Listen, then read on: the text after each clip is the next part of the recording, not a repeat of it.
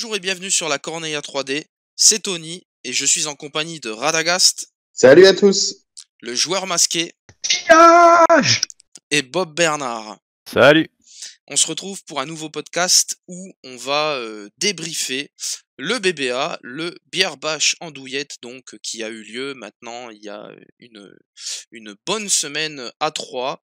Donc tournoi dans le cadre de l'Alliance Nordienne. On va revenir sur le format, sur un peu les statistiques, les factions qui ont été jouées, un petit peu les retours aussi des joueurs sur cet événement. Et je vais laisser la parole à Radagast pour vous parler un peu de tout ça. Et ensuite, on y reviendra dessus et on pourra un peu débattre.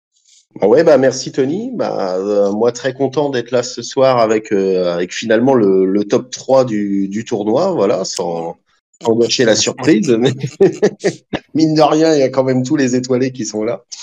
Donc ouais, le Beer Bash Andouillette, donc première édition au niveau du Trône de Fer, hein, qui a eu lieu le 21 et le 22 janvier de cette année. Donc moi, en termes d'orga, très content du déroulement, des joueurs qui étaient là, dans l'ambiance générale. J'espère que la salle a plu à tout le monde au niveau du cadre. Je pense que tous ceux qui ne connaissaient pas la salle ont pu profiter aussi de l'endroit un peu bucolique, la salle qui est une salle typiquement champenoise. Et puis plutôt un accès qui est facile, avec un parking juste en face. Et puis on a essayé de soigner l'accueil comme on sait le faire, avec une buvette accueillante et puis des repas bien garnis. Donc voilà, des retours que j'ai eus, ça avait l'air la formule avait l'air d'avoir plu. Oui, je pense qu'on est tous assez d'accord là-dessus. C'était vraiment super, un super week-end. Ah ouais, c'était royal. Ouais, royal au bar, ouais. C'était vraiment génial. Ouais, et la super prunelle, salle. la prunelle. Oui, il y avait la prunelle le soir, en plus. L'idée c'était on est tous issus de régions différentes et puis j'ai envie de dire c'est un petit peu l'occasion aussi de découvrir les spécialités locales et puis de mettre un côté un petit peu franchouillard, on va dire, et amoureux de sa région à chaque événement. Donc c'est vrai que c'était l'occasion de faire un repas un peu andouillette, un peu chaours, un peu prunelle, de façon à faire aussi découvrir toutes les spécialités locales du coin. Même la bière, elle était locale. Donc Puis on était le cadre s'y prêtait, hein. Moi j'ai vraiment adoré le cadre, hein. Et Bob, tu voulais réagir? Ouais, l'équipe était très très bien aussi, très très pro, très sympa. J'ai beaucoup apprécié. Écoute, c'est vrai qu'on est entouré de tous les gens qui s'occupent de la sauce, donc aussi bien au niveau du bureau que des adhérents qui viennent, je dirais, ponctuellement filer des coups de main et puis donner de leur temps. Et puis on a aussi l'aide de toutes nos épouses et compagnes, y compris les enfants qui viennent filer un coup de main aussi bien en salle que à la cuisine, qu'au bar. Donc c'est vrai que ça permet d'avoir du bénévole et puis de pouvoir être présent et de répondre rapidement, je dirais, à tout le monde, et puis que le déroulement se passe de manière rapide et que tout le monde puisse y trouver son compte, quoi. Ouais. Est-ce que tu peux nous parler un petit peu du format, donc du timing, de l'heure de début, l'heure de fin, des rondes? On va aussi parler du système de décor ensuite. Alors l'idée, en fait, on avait déjà une idée un peu préconçue de la façon dont on voulait que se passe le tournoi avec les différents BBA qu'on avait organisés. Donc c'est vrai qu'on était un peu calqué sur des formats type War Machine, type Warhammer 40 000. Et c'est vrai que suite au tournoi de Thionville que je l'ai fait dans vos locaux, dans votre association, c'est vrai que je me suis rendu compte qu'au niveau des horaires que vous aviez mis en place, ça permettait à des gens comme moi, comme d'autres, qui habitent loin, de pouvoir venir sans forcément partir le vendredi soir ou partir le samedi matin très tôt. Et au niveau en plus des conditions climatiques qu'on a eues ce week-end-là, c'était finalement pas déconnant. Et du coup, j'avais fait le choix de me calquer sur les horaires que vous aviez fait au niveau de votre association pour Thionville. Donc avec un début à 13h, sachant qu'on pouvait finir un petit peu plus tard, étant donné que tout le monde, comme c'est un tournoi sur 2 jours, tout le monde dormait sur place. et puis de pouvoir enchaîner gentiment le dimanche, et puis de finir pas trop tard, de façon à ce que tout le monde puisse rentrer tranquillement chez soi aussi. Donc moi j'avais apprécié à Thionville, et du coup c'est quelque chose que j'avais voulu répéter sur le BBA au niveau du tournoi Trône de Fer. Et écoute, je pense que ça nous a permis également d'avoir un certain nombre de participants qui sans ces horaires entre guillemets aménagés ne seraient pas spécialement venus. Voilà. Ouais. Donc je trouve que c'est un bon format. Voilà. Après, à adapter en fonction des contraintes de chacun, des salles et puis des différents événements qui ont lieu pendant la même manifestation. Mais au niveau du BBA, ça s'y prêtait bien, et c'est vrai que je regrette pas d'avoir choisi ces horaires-là et d'avoir décalé ça. Ouais, donc 6 rondes, pas 5, pas 7, mais 6, ça paraît vraiment le meilleur équilibre entre le départ et puis la fin. Un Voilà, petit. tout le monde en a tout le monde en a pour son temps, quoi. Voilà, ça permet de faire 3 rondes le samedi, 3 rondes le dimanche. On a fait 6 parties dans le week-end. Voilà, je pense que c'est un bon format. Clairement. Un petit mot sur ta volonté au niveau des décors. Alors les décors, je sais que c'est un grand débat. On en voit à droite, on en voit à gauche. Tout le monde propose un petit peu sa sauce. Donc bah, écoute, j'ai proposé ma sauce aussi en test. C'est un peu compliqué de trouver un consensus sur ça. Donc le choix avait été fait de faire 2 décors choisis par les joueurs en début de jeu. Des 3 décors aléatoires, donc ce qui nous faisait un pool de 3 à 5 décors, qui ensuite étaient posés par les joueurs de manière alternée. Euh, Honnêtement, après avoir testé ça, je pense que sur les prochaines organisations, ou ce que j'aimerais voir dans les prochains tournois, c'est peut-être aussi un format où les 2 joueurs choisissent leur décor mais le placent et ne le mettent pas dans le pool. Voilà, j'ai essayé de trouver un espèce de consensus. Je pense qu'on tâtonne gentiment, mais bon, je désespère pas qu'on tombe sur une formule qui plaise à tout le monde. C'est ça, parce que on va dire, voilà, il y a des joueurs qui sont habitués à l'aléatoire. On l'a été, je pense, pour la plupart pendant longtemps. Il y a les joueurs aujourd'hui, dont je fais partie, qui ne jurent que par le choisi. Et au final, ce format, bah, c'est le bon compromis, un mix des deux, quoi.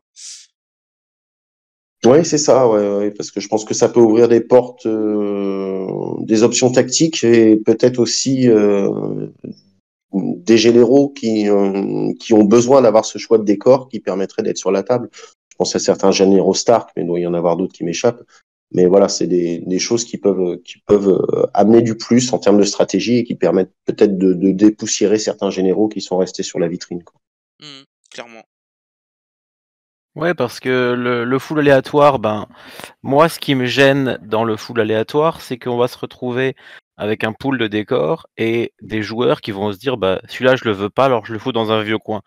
Et je trouve ça dommage de finalement se passer d'une mécanique intéressante qui est la pose des décors. Parce qu'au final, tu poses plus des décors, tu dégages des décors. Et moi, c'est un truc qui m'embête un petit peu. Et le défaut du choisi, c'est qu'il y a quand même des parties parfois où on retrouve souvent la même chose.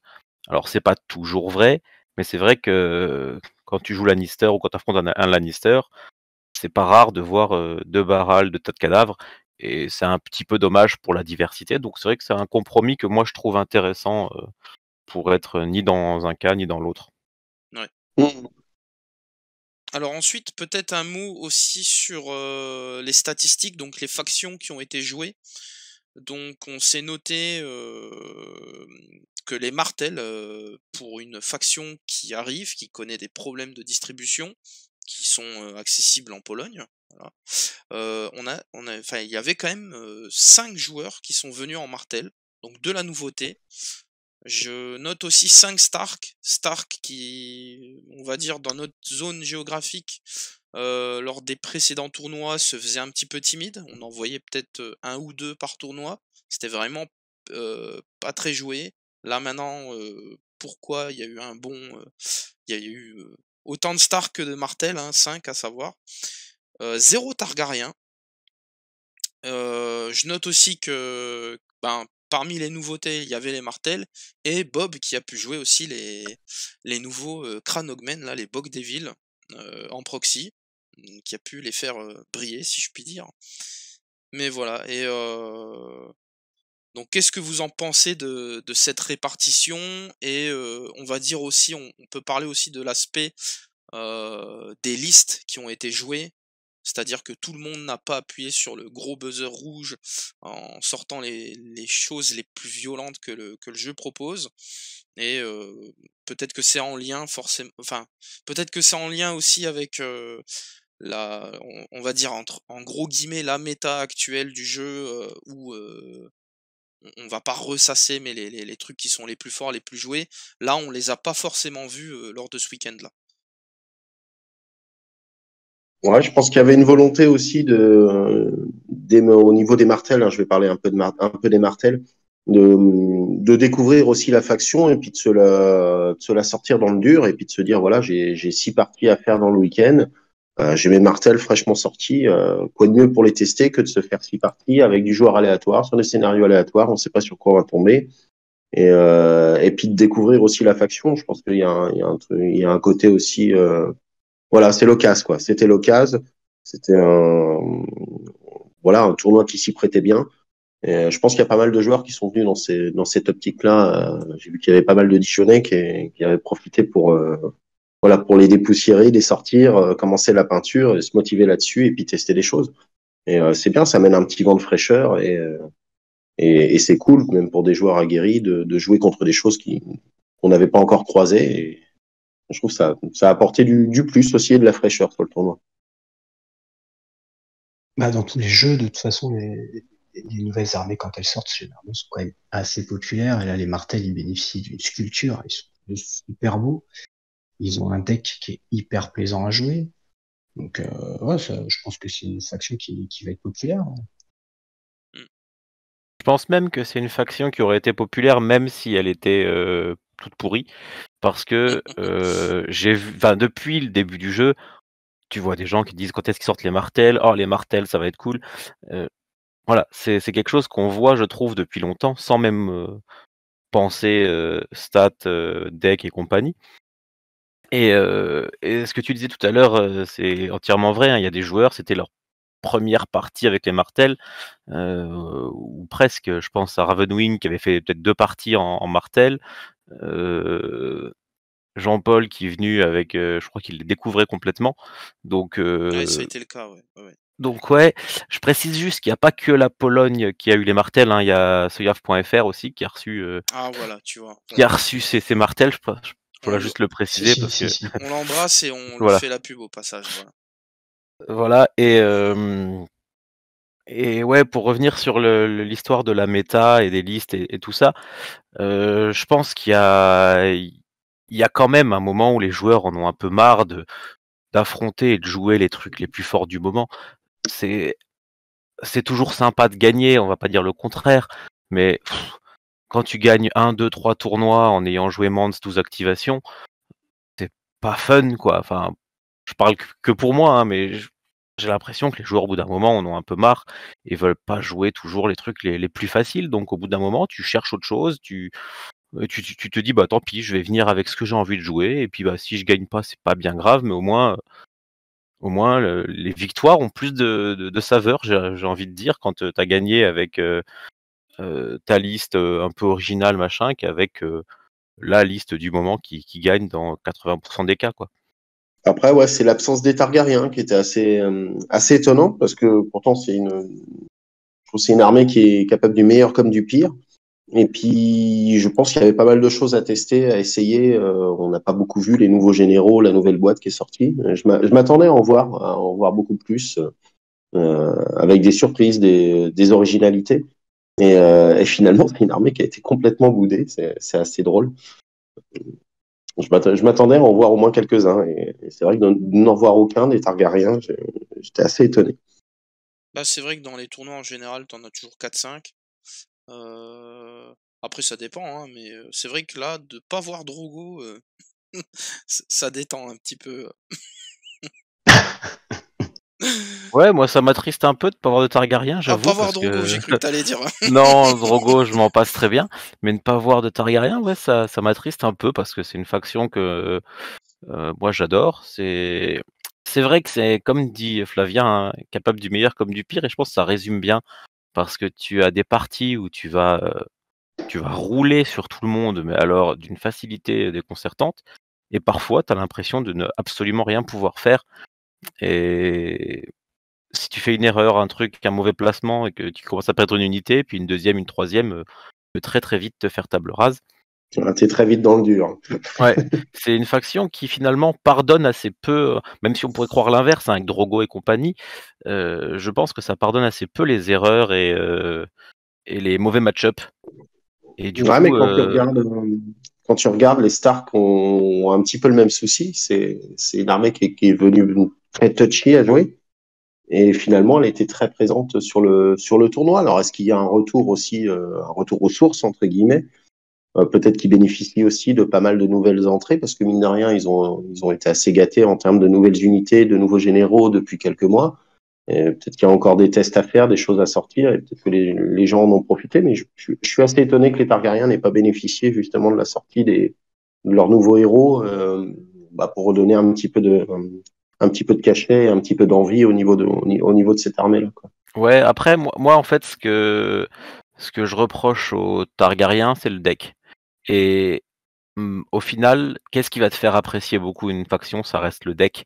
On parlait du deck Martel qui est vachement fort, vachement sympa à jouer. À côté, le deck Targaryen, tu vas piocher tes cartes et te dire ouais bah il y a rien qui va me sauver quoi. Et je trouve que ça peut être fatigant pour les joueurs de se dire bon bah voilà, je compte sur mes unités et que je joue des cartes ou pas, ça va rien me changer. Du coup, j'exagère un peu, mais je pense pas tant que ça. Ouais, t'es très, très dépendant des attachements, en fait, au niveau des Targaryens, des attachements et des unités, plus que du général et de ce qu'il t'apporte au niveau du deck, quoi. Bah, le général, si quand même, mais le deck de base, finalement, Il est plein, hein. à C'est part le plein. field control qui va te sauver la vie de temps en temps, mais qui va rien t'apporter, le swift reposition, même chose, il va finalement te permettre de sortir de situation, mais il va pas t'apporter un gros plus. Et puis les autres cartes, je trouve qu'elles sont globalement anecdotiques, mais après c'est que mon point de vue, mais C'est pas un deck à surprise, c'est pas un deck qui va te permettre de faire un gros coup d'accélérateur au moment, à part avec Drogo, avec voilà, les cartes que lui-même apporte, mais sinon, oui, c'est vrai, tu as raison. Mm. Bah, écoutez, je pense qu'on peut conclure, à moins que vous ayez quelque chose à ajouter, et puis après on fera un petit rappel sur les événements à venir au sein de l'Alliance Nordienne. Ouais, moi je vais juste redire un petit mot. Au niveau de l'orga, moi je suis super content. C'était le premier tournoi Game of Thrones qu'on organisait dans le cadre du BBA. Et je suis super content de la réussite que ça a eu. D'avoir revu tout le monde, de voir l'ambiance. Tout le monde avait le sourire, la banane. Euh, C'était un vrai plaisir et je parle au nom de toute l'équipe du BBA, de tous mes collègues qui ont tout organisé là, tout au long du week-end. Voilà, on était tous très heureux de vous accueillir, d'accueillir la communauté de Game of Thrones parce que pour nous c'était aussi une première. Et ben on a hâte de remettre le couvert, voilà, et puis d'encourager ceux qui sont venus à revenir, et puis ceux qui n'ont pas pu venir ou qui étaient hésitants, de franchir le pas, et puis maintenant qu'ils ont les retours de ceux qui sont venus, voilà, de faire grossir l'événement, et puis d'accueillir un max de monde, et puis de prendre plaisir tous ensemble à passer un chouette week-end, à se revoir, à boire des coups et à faire des belles parties. En tout cas, moi j'ai très très très très hâte de revenir. Ah oui, ce sera avec plaisir. Déjà, ouais, on vous a déjà plus remercié, mais encore une fois, merci à tous les bénévoles. C'était vraiment génial, quoi. On avait carrément des services à table. Je veux dire, on était installés, on nous a apporté notre plateau pour manger. On n'avait jamais vu ça. Et puis la salle était magnifique avec beaucoup de cachets, avec des boiseries. Oh, c'était super. C'est vraiment super. ouais, au top. Je pense qu'on a tous passé un très bon week-end, à part ceux qui sont repartis en étant malades. Petite Allez, pensée ouais, pour on les nos embrasse amis fort. les Alsaciens qui ont dû repartir à cause d'un souci, mais sinon, franchement, je pense que tout le monde a apprécié et on a hâte de voir les prochains tournois du coin et puis forcément revenir à celui-ci, évidemment. Mm. Il y aura une édition 2. Il y aura une édition 2. Non, Ah, on spoiler, sera là. spoiler alert. on sera là. Oui, normalement. Pas de problème. Alors, pour terminer, on va faire un petit rappel sur les futurs événements de l'Alliance. Donc, premièrement, le Balance ton dé organisé par Joueurs Masqués les 6 et 7 mai. Parle-en un petit peu, on l'avait déjà fait, mais si tu peux en reparler un petit peu. Alors, une piqûre de rappel, c'est comme les vaccins, ça fait pas de mal. Exactement. Il n'y a pas que moi hein, sur l'organisation, je précise bien, c'est Voilà, oui. l'organisation d'équipe, hein, c'est l'association Ordini. Donc ça aura lieu les 6 et 7 mai, donc c'est à Bornel, dans le sud Picardie, c'est à 1 heure de Paris en voiture, on est à 30 minutes de Beauvais, on est à 2h30 de Troyes, tiens d'ailleurs, c'est pas très loin au final. Et donc c'est un événement multi-tournoi, c'est un tournoi trône de fer de 40 places sur 2 jours. Il y aura des lots pour tout le monde. Le règlement a été posté, il y aura peut-être quelques petits changements, s'il change peut-être un scénario, voilà. Mais en tout cas, vous avez toutes les informations générales pour déjà pouvoir prévoir votre week-end. Et puis pour ceux qui auraient envie éventuellement de faire d'autres tournois et peut-être de faire autre chose que du trône de fer. On va avoir un tournoi Marvel Crisis Protocol de 36 joueurs. On va avoir un tournoi Star Wars Legion de 30 joueurs. Celui-ci sera sur uniquement la journée du samedi. Et puis on aura aussi un tournoi Alchemy et Mortem et Gloriam. Très bien. Voilà, donc on espère vous voir nombreux. Il y aura, ça va être un gros truc, hein, puisque sur tout le week-end, on espère avoir une centaine de joueurs. Tout tournoi confondu. Ça s'annonce top aussi. Je vais rajouter un petit mot pour Ravenwing qui organise son tournoi, donc le tournoi qui rentre aussi dans le cadre de l'Alliance nordienne, à Dijon. Donc ça serait le week-end après le tournoi de Bornel, donc les 13 et 14 mai. Les dates sont à confirmer. Hein, ça, c'est les dates que lui, il a données et il attend confirmation. Donc ça devrait être ces dates-là, mais c'est pas encore confirmé. Donc voilà, il y aura aussi, je pense, ça sera le même format, une trentaine de joueurs, voire peut-être un peu plus, sur les 2 jours.